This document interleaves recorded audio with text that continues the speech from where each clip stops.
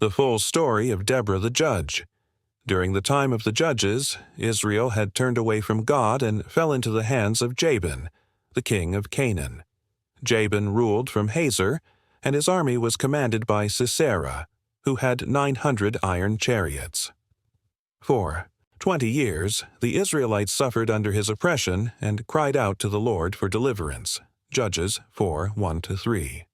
Among the people of Israel, Deborah stood out as a prophetess and judge. She was wise, faithful, and filled with the Spirit of God. She would sit under a palm tree between Ramah and Bethel, where people from all over Israel came to seek her judgment and guidance.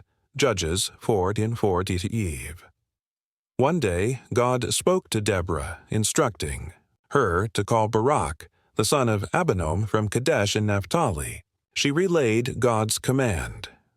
Take 10,000 men from Naphtali and Zebulun and lead them to Mount Tabor. There the Lord will deliver Sisera, the commander of Jabin's army, into your hands. Judges 4:6-7. However, Barak was hesitant. He responded, "If you go with me, I will go, but if you do not go with me, I will not go." Judges 4:8. Though he was a warrior, he lacked confidence in himself and his ability to lead without Deborah's presence. Deborah agreed, but told him that because of his lack of faith, the honor of defeating Sisera would go to a woman instead of him. Judges 4.9. The battle against Sisera Barak gathered 10,000 men from the tribes of Naphtali and Zebulun, just as God had commanded.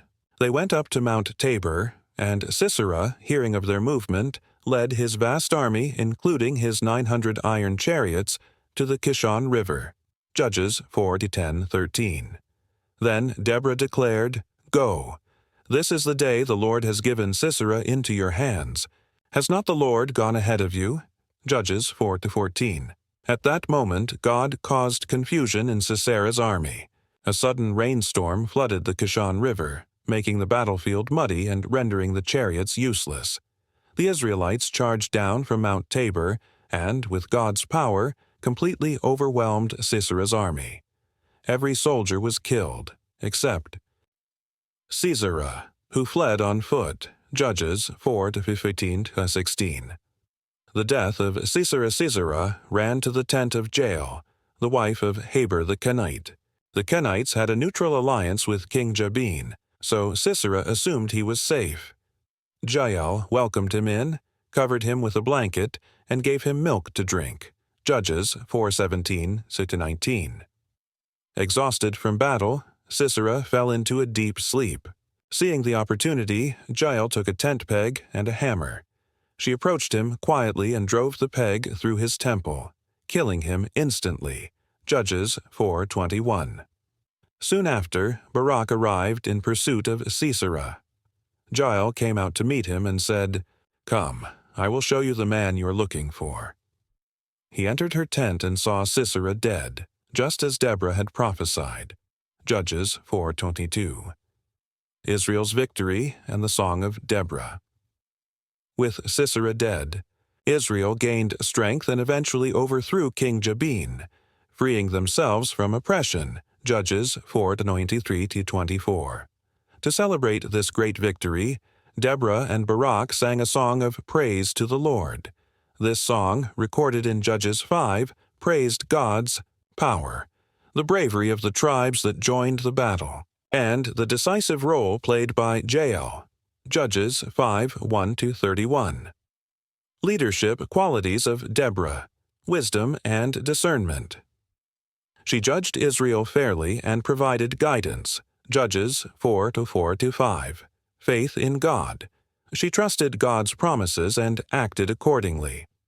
Judges 4.6-7. Courage. She was unafraid to lead in a male-dominated society. Judges 4.9. Inspirational leadership. She motivated Barak and the Israelites to trust in God. Judges 4:14. Obedience to God. She followed God's instructions without hesitation. Judges 4:6. Lessons learned from Deborah's story. God uses anyone for his purpose. Deborah, a woman, led Israel as both a prophetess and a judge. Trust. In God's power, victory came from the Lord, not military strength. Faith over fear. Deborah encouraged Barak to trust in God rather than fear the enemy. The role of women in God's plan. Both Deborah and Jael played crucial roles in delivering Israel. God rewards obedience. Those who trusted in him saw his miraculous hand in battle.